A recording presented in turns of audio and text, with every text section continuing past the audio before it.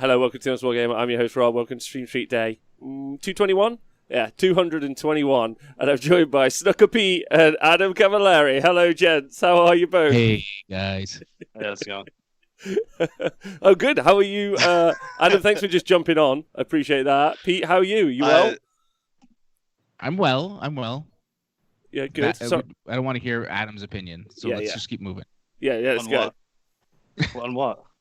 Oh, no, on how you are. Oh, I'm quite well. I had this episode sprung on me. I wasn't wearing pants at the time, and then a Skype call came in out of nowhere. I was calling you a bunch of cunts with the CE on the end, saying that you started an hour late, and I felt like I was going to sass you in the chat. And now I'm on the damn show. So, what a crazy world we live in. That's your own fault. I'm gonna elevate pitch that to you. It's your fault, truth be told, for jumping That's into this. Don't forget, everyone, it's daylight savings time here in the UK. So everyone else in the world, you're an hour later. Pete, yours changes this weekend, right? Adam, I don't know if yours ever changes. Yeah. No, mine does. I had daylight savings kick in 2 weeks ago. Oh, okay. Why wouldn't all the governments do them at the same time? That is the most confusing. Sorry again. Is Adam wearing pants now? Wait and see, mate. Last couple of minutes, maybe I'll stand up, walk around. We'll have a look at the world. Depends how much you subscribe, I guess, is the real. That's right. That's right. If we get enough Let's subs, see that, we get a couple of hype Patreon tier pop up. To the honest wargamer. Well, hello everyone, welcome to the show. Thanks for being here. Thanks for joining us live in the Twitch chat. Thanks for joining us on Facebook or YouTube, wherever else you might be watching from. Big love to you. And if you listen to this podcast, please stay hydrated. Some big 40k news this week. I know we're meant to be adjacent. Adjacent T. I'm going to go for that. Yeah, it's okay. But a lot's happened. Like there's a lot. Yeah, Pete, what's your favorite bit so far? New Space Wolf models that are old Space Wolf models with nothing actually. They're just Reavers. And they're just Reavers with the Space Wolf upgrade kit. You got it, man. I was excited for it. Shook. I am shook there, gentlemen. But it does introduce it is the introduction of the Battle Force boxes. So, yes. Which is, or are they called that? No, Combat Patrols. Combat Patrols, yeah. Which I'm actually super excited for. Mm-hmm. I didn't see the prices yet. I think someone sent me the prices and I hadn't looked yet. But in theory, I mean, anytime that you can get a game in a box seems pretty good to me. Oh, Siri's talking to me. 1 second.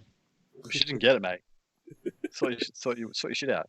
Well, so they're in the UK, they're £85, which compared to our Start Collecting boxes at one point they were 50. They might have gone up to like 55 or something. But they're an increase anyway of some amount, which whatever. That's going to be the case now. And there's no real point having that conversation. I'm sure you Colonials are going to get ribbed raw anyway, so it's even worse your side. Oh, we're going to get ruined. Mm-hmm. Yeah. Ruined. I love it. Just destroyed. Absolutely. Yeah. Fucking ripped apart from the inside. So I'm looking at the Deathwatch one. So what's that? 5, 10 Deathwatch intercessors, 3 aggressors, a generic lieutenant, or the better looking lieutenant, admittedly, and an apothecary. Yeah, it's okay. 2 of those units are maybe good. I mean, the apothecary, unless they change it, is broken. Yeah, so they've got the apothecary and the intercessors seem like they'd be legit, but you can get reroll 1s to wound pretty well on Deathwatch. I mean, their core thing is reroll 1s to wound in combat. Yeah. Is it a Reaver lieutenant? Because I mean, that's worth it. No, it's not. It's actually the good looking sword lieutenant. He's like generically arm up. Looks good. Deathwatch colors. What's the space for one? You get an Invicta, which is good. Another 2 to 5 again, and then the 5 special Reavers. What are they? Morkai's douchebags? What are they called? Yeah, Morkai's sexy lunch buddies. Yeah. Morkai's mutton chops and sideburns. Yep. Psyker Hunters. I'm curious to see what rules they get, if it's like sniping or feel no pain against mortals or can't be targeted by witchfire or something. I'm a little curious to see what they get and what that up point cost on them to be, because Reavers are decently good now with that, just for that strat alone. So, well, yeah, I when I was looking into them, I was like, Reaver's got a lot of stratagem support. They're still like not a good Like you just look at the model by itself, you're like, there's not much to write home about here. There's not much you're excited about. Like if they get rerolls to wound against Psycho units or something, they can jump in from reserve, get a +2 and then a reroll or something. That could be pretty cool. Against Psychos, or they get, I don't know, +1 to hit. They already get +1 to hit. Whatever. Yeah, who knows? But I'm I'm prepared to be underwhelmed. Sorry, you go, Rob. What, by the box? Nah, by the Morkai's mutton chops. Oh, of course it doesn't. The boxes accompany 2 battle tomes. No, battle tomes, codexes. Sorry, but the thing for me that I think is like at least synergistic and cohesive of them is to create a box that you can just buy and it forms a patrol. Whether or not that's a patrol that you ever want to take, I think what's valid, like that's like fine. Obviously they can't. It's like I don't want to it seems interesting that they know what they're putting out as rules, some statements by some people, yet are unable to understand that the box that they've made is not the competitive box that they want, that anyone wants, if that makes sense. Like, does that, like, if you were building the core of a competitive army, if you understood how your book was competitive, you would then build the box of models like that. And that would be your combat patrol, is what I'm trying to get at. It really points to the fact that they don't know what the fuck their rules are or mean. I think that's probably true, and I will say that that's kind of true almost of a lot of games. And we're seeing it more and more with like, I mean, I often allude to like Magic the Gathering and how recently it went to shit. Even though they have now have a dedicated playtesting team, they release these purposefully broken cards, but they're often way more broken than they thought, and they're open about it now, where they're like, yeah, we didn't think people would do X thing, and then they did. And GW was very prone to doing it before they had a playtesting team, right? Well, constantly we would have like, well, we just didn't expect people would do what the book said that thing did. But now I think it's more turned to people, like once the rules hit the greater market, people are faster to react to better strategies than maybe a small playtest team can find all at once. So, which is fair. Like, you know, at the end of the day, they don't spend a lot of money on it, like, or almost any money on it. So, like, you know, you don't pay for something good, you won't get anything good. Which is why the Small Game is free, and in before anyone else. That's the important part. But it's still cool that they're doing, like, you can get a combat patrol and then you can put it down. So if you and your mate are just nubs, you both buy a box, you build all the stuff, you throw them at each other, you're like, lol, we're having a great time. You don't need to understand anything, and that's important. And the beauty about 40K is eventually those things will probably be good. Sometime in the next 10 years, someone will be like, these were bad, we need to fix them. And then you'll have good models. You just have to wait that long. But I think every unit in the game has eventually been good. So the way I see it, G-Dub sends out their marketing guy or their warehouse guy. He walks into their big ass warehouse. He pushes aside the Ark of the Covenant that's been there since Raiders, and says, "What do we got? What do we got in excess of, gents? What have we got? For some reason we got all these Deathwatch upgrade kits that we made that no one bought because when Deathwatch came out they were a joke. Let's just scoop up some random sort of that, chuck it in there, and they roll it away, and we get boxes like this." But the whole purpose there was to get a Raiders Lost Ark reference in, of course. Also, a pitch for the name of this show when we get Val on as well. Instead of calling the adjacent show, can we call it the Coalition of the Willing in homage to the Bush years you guys talk about all the time? Yes. I mean, I'm down for that. I think I would be the island of like Uruguay. That's not an island, but there's like an island of Uruguay.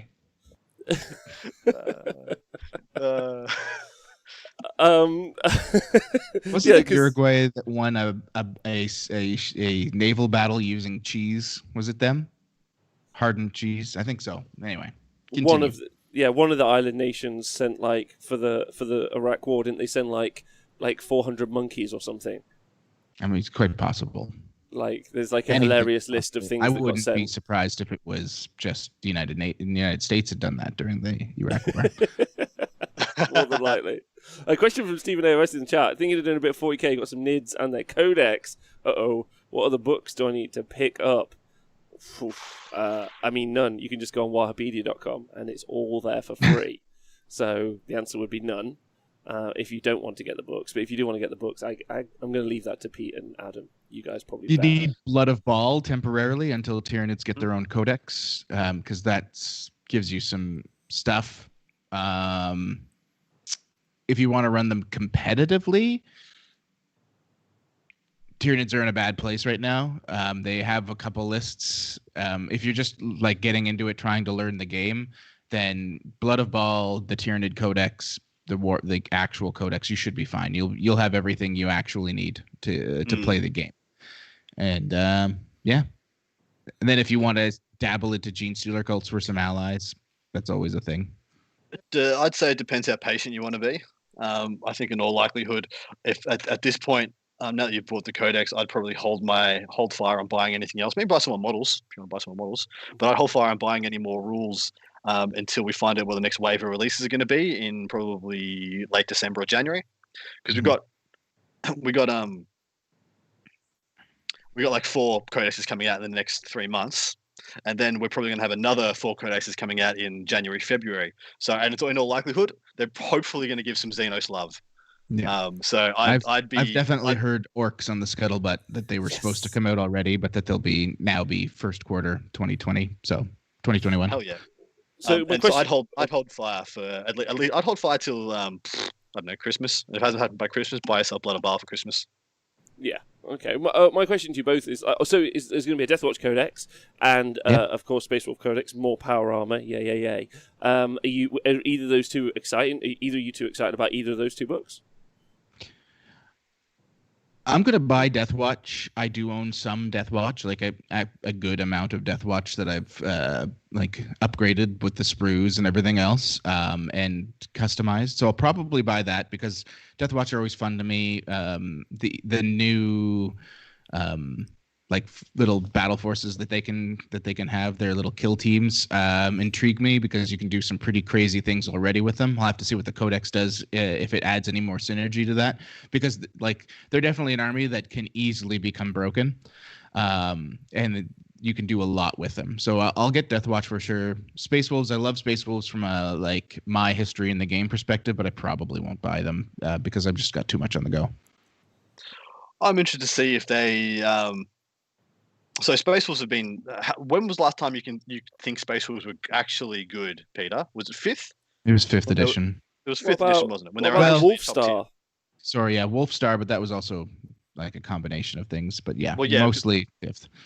What actual wolf character did they taken out? I don't remember a single pivotal wolf character. I think it was a Wolf Lord on Thunderwolf was what they took.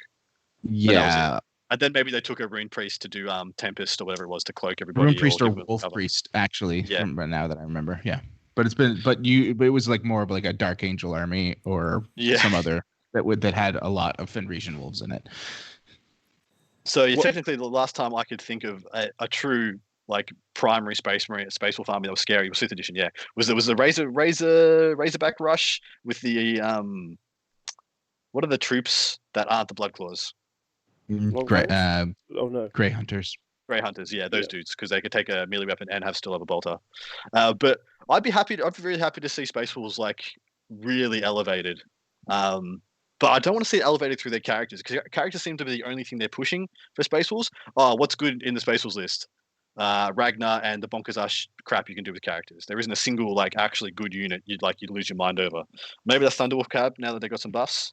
Now that they can advance and charge, they seem pretty decent. But well, isn't it a tough structural build? Like, because like they're combat marines, or in my head they're combat marines. Maybe I guess is like they're kind of, if you want to boil it down, like boilerplate pitch, and then Blood Angels are also combat marines, and you're like, like how do you differentiate in the rule sets between those two in any particular way? Like, at least maybe if you make it so that the Space Wolf one is character. I'm not saying that this is a good thing. I'm feeling for them in that one particular design space. I'm like, what would they do to make 2 combat armies that just all have the same models? I don't know how you mix that up. Maybe there's an answer. I don't know. Well, so you know what you really do? You give one of them an army-wide combat buff, and then you give the other one an army-wide combat buff. Which is the only thing they seem to be capable of doing for those 2 factions. I really want to see Space Wolves have a more movement jank. because notoriously they had killier. Technically, they were killier than Blood Angels for all of 8th edition. Just literally could not get anybody into combat. Everyone just died before they made it. So yeah, I would love to see that. But I'm actually more excited for the Space Wars one than I am the Death Watch. I right now is Peter. What's your synopsis on Death Watch? Right now they're like dead in the water until this book fixes them. Yeah. Yeah, like right now, at least the FAQ there might be a build in it, but I don't think anyone's bothering to try because the codex is coming out, the supplement's coming out. But yeah, like nobody plays them. They've had they're at 0.1% of the representation in the field right now because everyone's dropped them just waiting to see what's going to happen. Because if the FAQ is anything to go by, everyone's Deathwatch army for the small amount of people that did run it in 8th is not going to be the same at all. You're going to be doing a lot of weapon swaps because the Stormbolter Storm Shield combo just isn't worth it any longer. Yeah, I mean, it does get interesting on the Terminators in those squads, but the fact is once you allocate to the Terminators, you've got to keep allocating to the Terminators. It kind of makes those kill teams pretty trash. I'm surprised to see if they make kill teams all the new stuff in it, like suppressors. I'd love to see a Phobos kill team. Well, in the FAQ they have them, and they sorry, they cool. did too. Yeah. So I mean, it's just what do they keep? Is it the same? They could be super scary. Deathwatch may be the only way to run eliminators in the new world because you can combat squad them and do some crazy stuff. But I've got eliminators in my current Dark Angels list. Yeah, you're bad at the game though. Yeah, am I, Pete? Don't you have eliminators in every Space Marine list? Not recently. Oh, okay. What changed in 3 weeks? Eradicators came out in the same slot and 10 times better.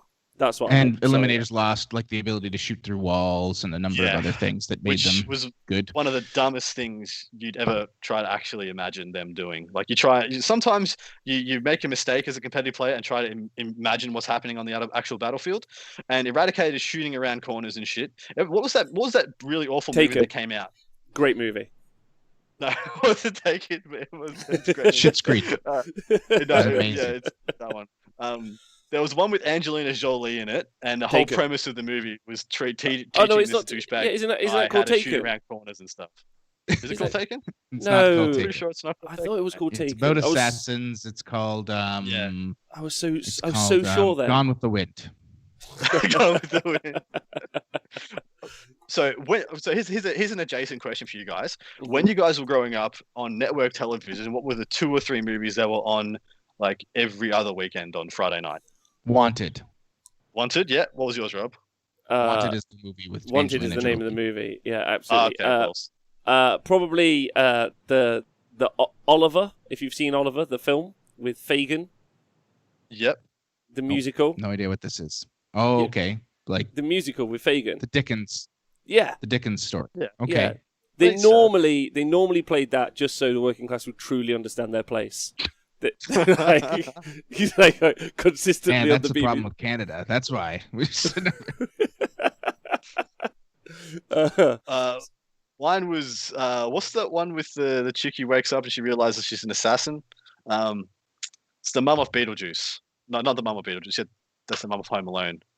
It's Alec Baldwin's wife in Beetlejuice. Never mind. I looked that one up. Also, Cliffhanger with Sylvester Stallone was on every freaking weekend. On Channel 9, so we just figured Packer had a super hard on for Sylvester Stallone. John Lithgow, really good performance as always. Really good. Cliffhanger is a great movie. Parodied brilliantly in Ace Ventura. Yes. Parodied excellently. You have to judge it by its time. You can't judge it by now. That isn't how it works. If you judge anything by now, it's just a massive mess. Truth be told. And the one I was thinking of was Long Kiss Goodnight with Samuel L. Jackson and a lady. Long Kiss, the death scene for Samuel L. Jackson at the end of that movie. Gina Davis. Gina Davis. Who is Gina Davis? At the end of her essentially at the end of her career after she, because she did Bonnie and Clyde and all those really good movies, and then she did that pirate movie with her husband. That basically caused them to be divorced and the world to end. Cutthroat Island, I think it was. Because it was at the time the first movie that had ever been made ever.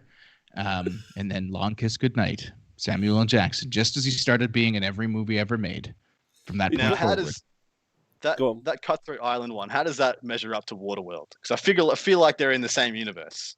You're about to tread on Waterworld, I hallowed think ground in my eyes. the Please problem continue, with Peter. Waterworld wasn't that it was a bad movie, because I actually enjoyed it as a child.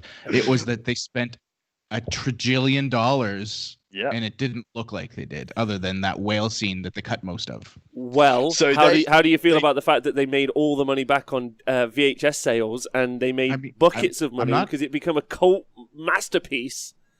Rob, I'm not fighting it. I had the book. I owned the book, Rob. I was one of the 6 people that purchased the official book that was 500 pages long for some reason, and was better than the movie because they didn't cut anything out of it.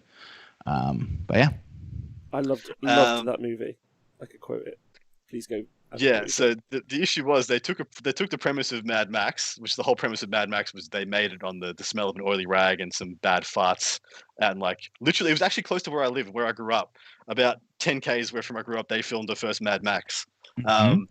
There's my literal cinematography claim that's to why fame. you're famous now. That's I get it. that's right. Yeah, it rubbed off vicariously. The Mel Gibson's fumes drifted into my home and created. Wow. I grew into the man I am today. Do you think they made Mad Max based off of Fist of the North Star? Absolutely. Because I think they're the same. Oh, really? Fist of the North Star is one of my favorite animes, one of my favorite animated anything ever. You and John Cena. Really? Yeah, he's talked about it. He wants to do a Fist of the North Star movie. It's the greatest thing in his life. So you Not and John him, Cena though. are the same person. Not As him him playing as- the role. That's Kenny. Good old Kenny. No. Wouldn't it be Keanu Reeves again? Which I I don't mind. don't know. I don't know what ability Keanu Reeves would have to get that buff these days. Because everyone in that movie was roided off the tits. Yeah, Sorry, they're yeah, they're pretty that's big. the whole premise. Yeah, they're pretty big. So okay, you can say that here. That's fine. Techno barbarians, man. That's our next evolutionary trait. Can I just go back to Waterworld for a moment and say that Waterworld, while critically slammed but culturally adored, that's my sentence.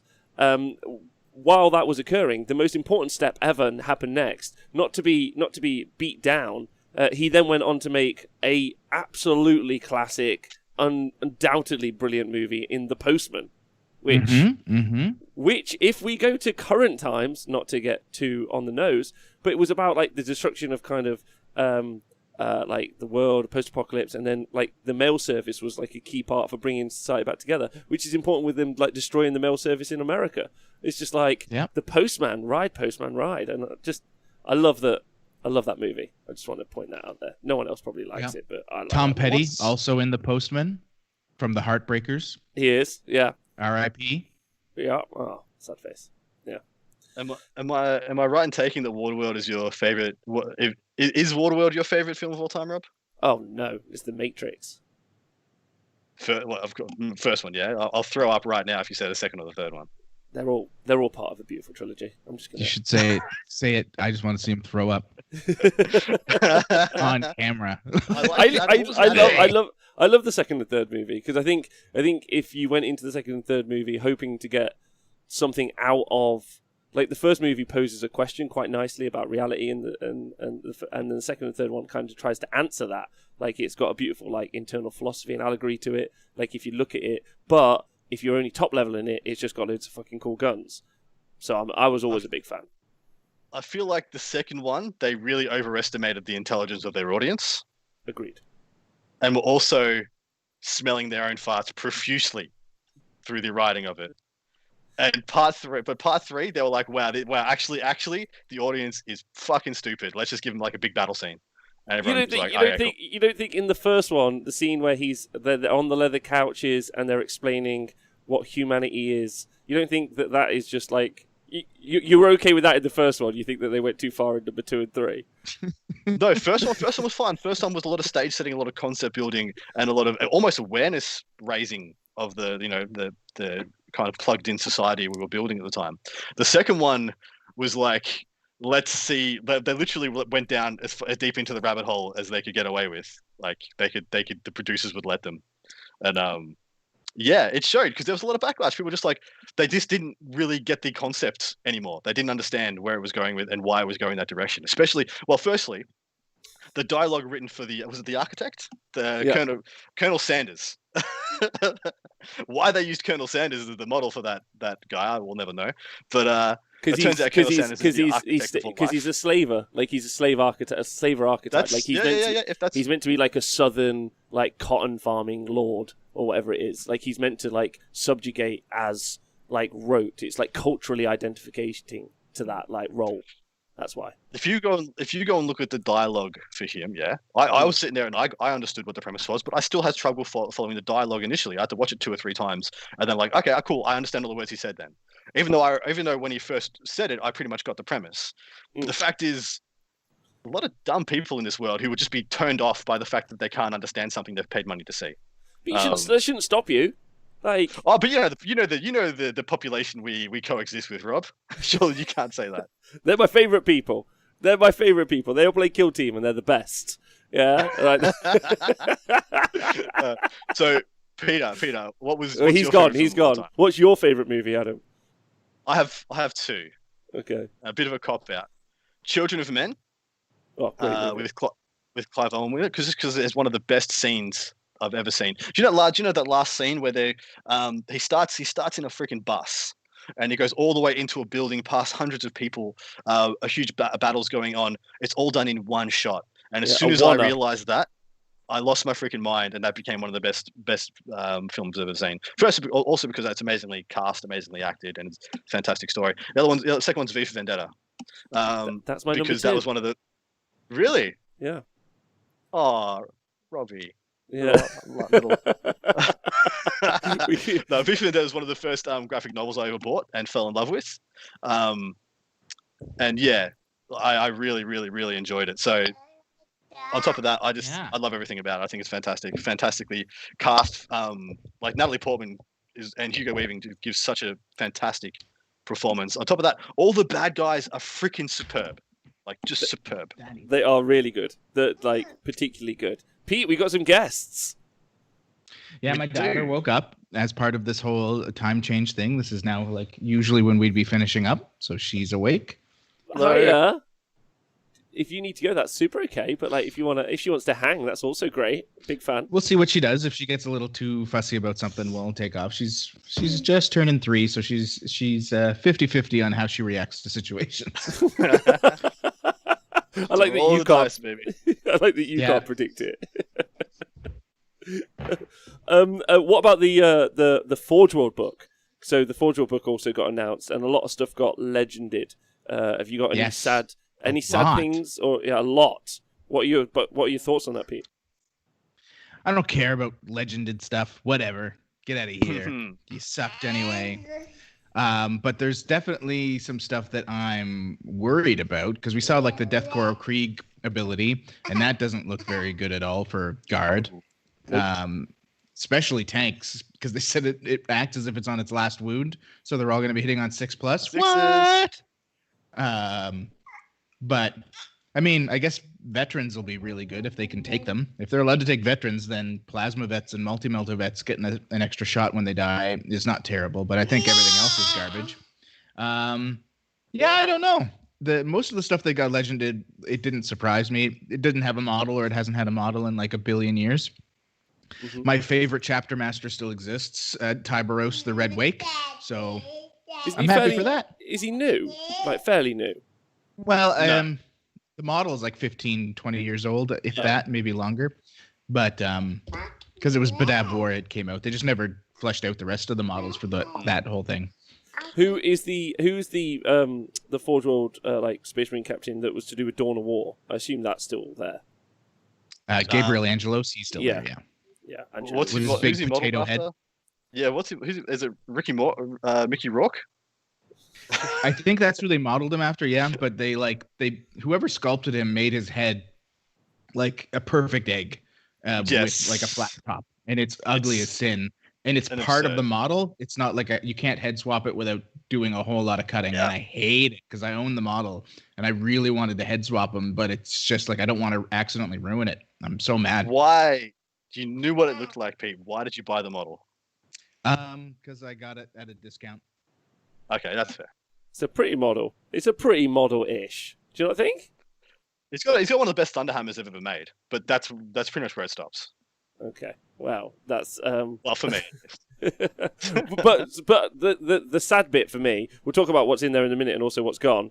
But the sad bit for me is not expanding the Mechanicum range, and also it feels like not expanding the Mechanicum range is just wild in my opinion. They're just leaving money at the doorstep, which is just it seems super weird to me personally. Well, they told us about 2.5 years ago they were going to give us the full Mechanicum range. Yeah. New Grey Knights, new Custodes, and a Mechanicum range. We got the Custodes, kind of. We didn't get the extra stuff. And we never got any of the other stuff. Mm. Yeah, because we still don't have like the Custodes, their bikers. They've got some different bikers, haven't we? Yeah. A bunch of different models from the Custodes range, which still just isn't applicable. She's just, it's so haphazard and weird. Like, it doesn't even have like it's not like all of it's in and some of they're like, these yes, the rest no. Like, doesn't make any sense. Would be it's just weird. It's weird. But was there anything that you were happy that stayed? I honestly haven't looked at it, to be honest. Oh, okay. Well, I haven't looked at it in depth. I haven't trawled through the contents. Cyclops demolition vehicle, sick. I've got 4 of them. There we go. The timing's also. Go on, sorry. After you, Adam. No, I was gonna say like Tybros for me was the only thing. Everything else, I was like, well, if they get rid of it, I'll be sad. But there wasn't anything unsurprising. Zad Snark the Ripper going away is fine because I know that they're replacing it with that Orca war boss on a bike. Mm-hmm. Chinork, sorry, the Chinork is gone. That's the one I'm most disappointed is gone. I forgot all about it. Interesting. The Chinork is gone. It just won an RTT, a Chinork list. Did it? With its last 8 one of them, I think it was. 7 Chinorks? 7 Chinorks. That was basically half the list was Chinorks. The guy went undefeated in RTT, scored perfect hundreds on all 3 games, and then they killed it. To rise to such lofty heights as winning an RTT just to be smashed back into obscurity. What a heartbreaking moment. That is heartbreaking. That's super sad. I was thinking... Do you not like the Chinork? I think it's ugly, personally. I do. I was a big fan. It's ugly as sin. I'm happy the stuff that I was truly interested in, I was pretty sure none of it was getting removed. Like all my Forge World guard stuff, like they were never going to get rid of a Macarius Vulcan. It's just never going to happen. Did they get rid of one of the Macariuses? I thought they did. The Omega, but the Omega has been out of production for literally like 10 years. Okay, that sounds fair. Well, do you not find it also a weird time to like release the book? Because so you release this book now and it's got all of the rules for these armies which don't have modern codexes, ignoring the Space Marines bit. Also, like any argument, I did see some Facebook post, I don't know who, but some moron, and if it's you listening, I think you're a moron, which was someone was like, yeah, they couldn't include the Mechanicum stuff because like then it would be a massive book, and it's just like, have you seen how much Marine stuff is in there? Don't be mental. But the it's like 200 data sheets. Yeah, there's 224 pages in this thing. And apart from at the end of every section there being a points page, every other one of those there's a minimum 200 data sheets in here. Yeah, and I think they said is 190. So, and isn't there a ton of them the Marine ones basically? Yeah, more than half, I believe. Yeah. So we just had the Marine decks, and then it's now doubled. But my point is, isn't it weird to release a book with some additional stuff? Because like, what about the extra rules that you might get from the new codexes? Like, and they're not going to integrate or work like synergistically, which I find like the releasing is a weird time. I think maybe, especially as, especially as, like I don't know if there are any Chaos Marine units in there. I don't think there are. They have stuff, but it's mostly stuff that is correlates to a Space Marine version of the same thing. Most of it. But then wouldn't it have the extra wound in this version, and then the other? Nothing troop wise. I believe it's all vehicles. So. Oh, okay. All right, that's kind of They what had I a was couple characters that have been legended, like Lord Arcos. So I think that it is interesting. I think at this point they kind of had to, because people have been mad for 2.5 years that it hasn't come out. Hmm. So I think the longer they waited, the more people were going to freak out. Almost at this point, I imagine they're just like, let's just toss it out there so people stop complaining, and then hopefully it's at least mediocre instead of bad. Okay, yeah, makes sense. I'm a big fan of the Forge World stuff, but I'm just super sad that they didn't do the Mechanicum things, because I own a really large collection of that stuff, and it not being in there as well, especially for I don't know, it feels really weird, like when you could just expand the range so massively, and they have no problem doing it with Marines, like zero problem. They're like, this is fine. So it's just like they can't be asked. Is how I feel, and I'm like, oh, I'm really sad about that, to be honest. Really, really sad, because I there's some amazing models in there, like Thanators, and anyway, I've talked about this several times, and I'm never not going to be sad about that, if I'm honest. They're beautiful models, and I am shocked that they haven't done it, but yet they went through with Custodes. That's, I think, the big surprise, that they went all that way for Custodes, but not for AdMech. Maybe they just need someone on the team that loves them as much as you do. It could be that. It could be that. But maybe it's just because doing the Custodes ones wasn't very complicated. They just had to add like an additional rule, like here or there. Like it wasn't overly complex to do that. Maybe, I don't know. But then will we see all the updated, like, this is the thing. I don't know if we're going to see all the updated kind of weapon options actually in this book as they relate to, or they're going to be FAQ'd. Am I making sense? Does that make sense? No, I agree. Like that is going to be something that's going to be interesting. Like if a Custodes book drops or a Chaos book drops and they get a different weapon profile than what's in Forge World, will they go back, or will they kind of do what they did historically, which is not, and then the weapon is bad for a while? And I'll be curious. All right, I'm pissed off, gentlemen. What's up? What's wrong? I have a beautifully painted legit Forge World Stormhammer, which is a Forge World Baneblade. It's not there. It's gone. Not in the book. What? They got the Storm Blade. I've got apparently. Well, I just looked up on Forge World. Of course, I haven't been paying attention to whether or not it went out of production. Apparently, it did somehow slipped into obscurity. It was the best looking one. It had it was the one with all the guns pointing out the sides. It was a battleship. It did broadsides into you and stuff. Wait, is this the Stormlord? The Stormlord? No, from the Forge World Stormhammer. Oh, okay. Is the Stormlord still there? Because that's the. Oh, no, that's not Forge World. That's not Forge World. That's a regular one. I'd expect that still to stay. I've No, got one of those too, and yeah, I love it. Wait, which one's the Stormlord? What's the one from the Solar Auxilia? Oh, they have all of them. No, but they have one specific that's theirs that had 7 las cannons on the side, or 3 on each side, and it had that was the one. That's the one. The Stormhammer. That's what I'm talking about. Apparently, that's out of production and it's not in the book. Oh my god, I've got one. So I've now just got a crap tank. Yeah. To be fair, it was useless in the game before. Wait a sec. So it is. It's for sale on the Horus Heresy side. Yeah, but not in 40k. Solar Auxilia Stormhammer, but it's gone for 40k. Sons of bitches. Heart stab in the heart. This is the problem when you do mess with Forge World. It is like you are dealing with a backstreet dealer. He opens up his coat and he's like, "I've got you some sort of unique tank," and you're like, "Yeah, how long will this be valid for?" It's like, I make you no promises. That was a really expensive tank that I've won GTs with, and I'm very, very sad. Because it's one of my favorites. You should be ashamed of winning any event with a Forge World model, as per is written. Yeah, never do the it. rules. It's one of the 10 commandments. Moses came down from Mount whatever and saith to the peoples, "Thou shalt be ashamed for winning events with Forge World models." Yep. Yes, Meatballs in the chat says Stormhammer might be condensed into a Baneblade sheet. Have you thought about that? Yeah, it's possible. That's the thing. Possible. Then why would they put Stormblade still? Why would they still have the plasma variant in there? Yeah. But who knows? Trying to read between the lines on G-Dub's motivations and decision making is yeah. And then Forge World makes it even more interesting. Futility.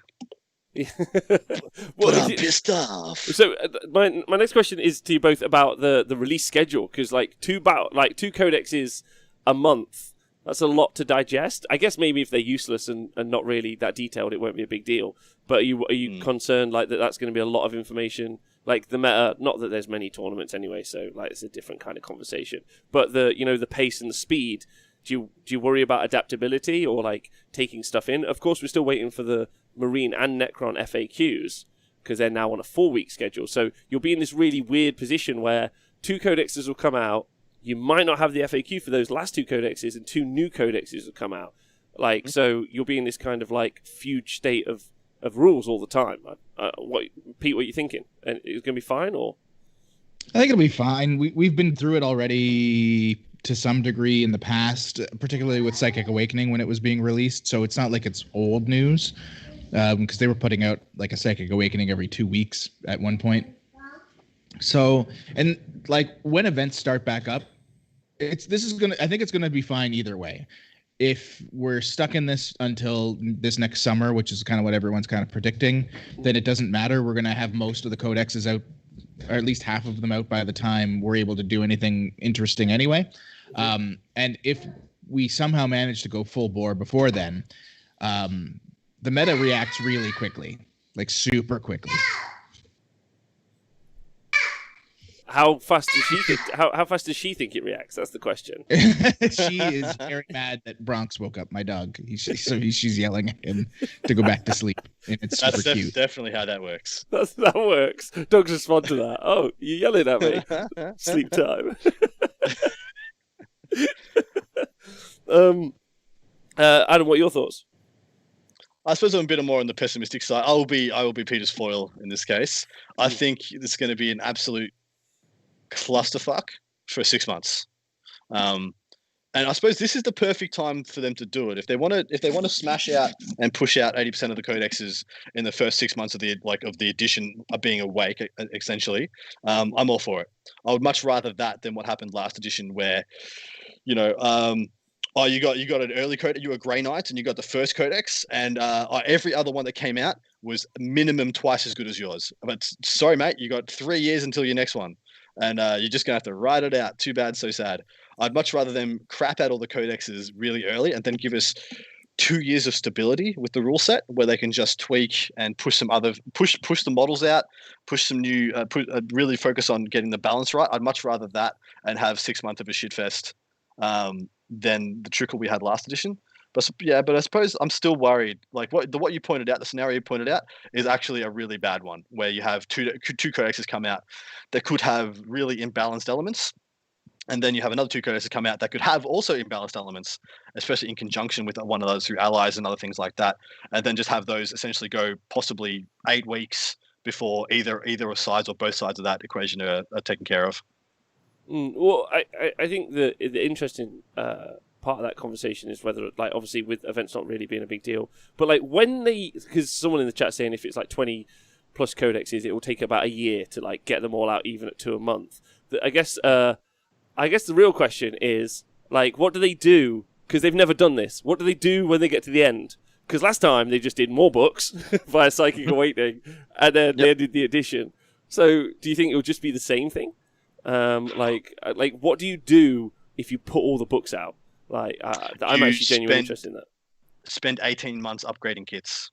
New Guardsmen models, new Termagants, new Hormagants, all the basic crappy little shit-ass models that have been kicking around for the last 10 years that need upgrades. You focus in on that. Okay, interesting. Pete, you got any thoughts on that? What would you do? My daughter's showing me her winter boots. I would. I think that's what Adam's saying is exactly what probably should happen.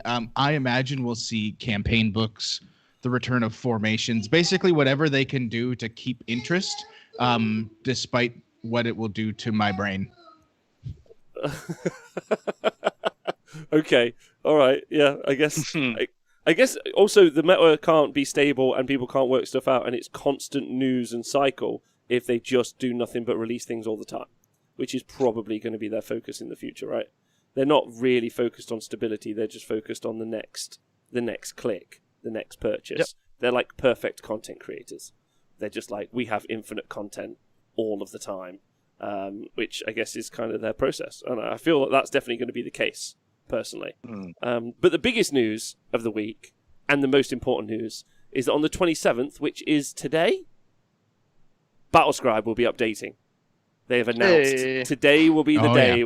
Oh yeah, oh yeah. How has it been without Battlescribe? Is my question. How you coped? My little computer calculator has never seen more use. Never. Never ever. I've just been finding alternate units that cost around the same amount as the unit I want to put in, and then give it whatever war gear gets it to the perfect amount. Like, I need to put in a Primaris Tech Marine, which is too much work. Points, or yeah. So I just put in a regular Tech Marine and give him enough items that he costs the same. So it's been easy. I haven't had a problem as long as I remember. But sometimes I'll go into a list and I'll be like, "This is the dumbest shit you've ever created, Adam," and then I'll delete it and then realize, "Oh crap, that's supposed to be that unit, that unit, that unit." Yeah. I personally, because we had to do a Necron list show last week, and I was like, with pen and paper and 2 books open, I was like, "This is the worst." Like, this is the worst. Like, I actually, so when I have when I vet a really good tournament list, when I've got a tournament list that I think is going to be really, really, really good, I write it down at least once and look at it on a piece of paper after I've written it down. And for some reason, that just solidifies it. But I only do that once. Yeah, if I had to do that for every list, I'd probably play another game. I'm very excited about. I'm very excited about the release of Battlescribe personally, like because it's game time at that time to start writing loads of lists, which I'm going to be excited about. I'm super stoked, especially because I'm trying to keep myself from buying a Necron army.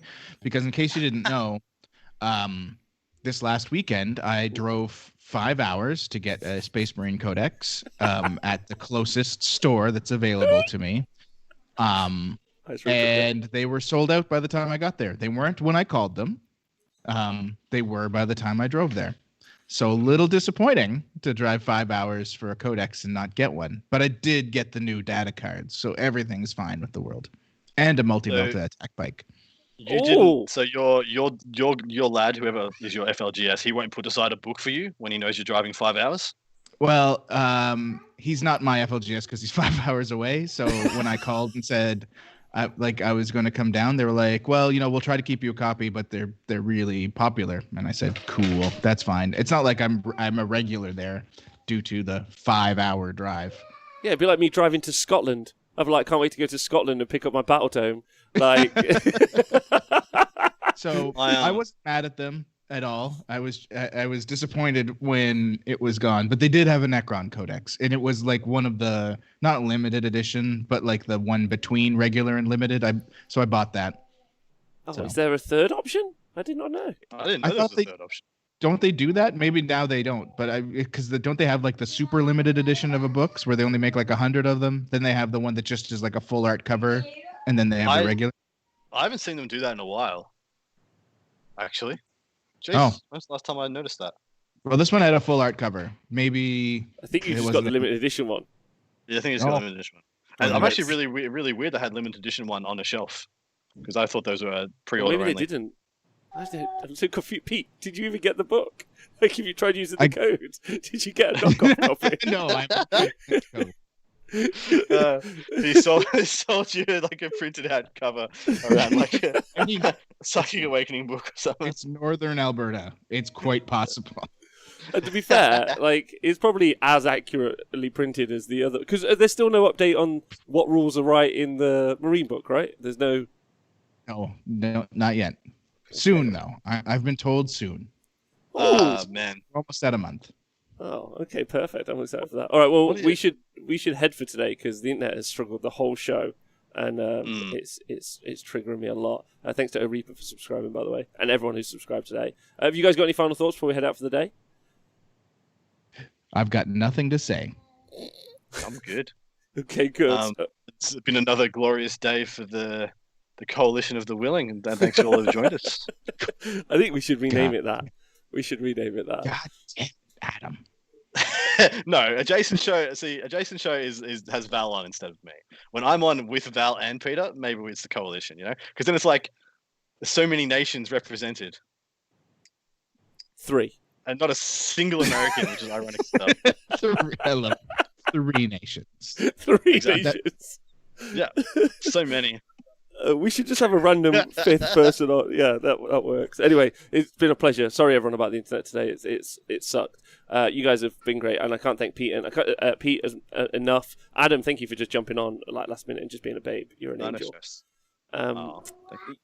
See you guys tomorrow. Look after yourselves, Pete. Bye-bye.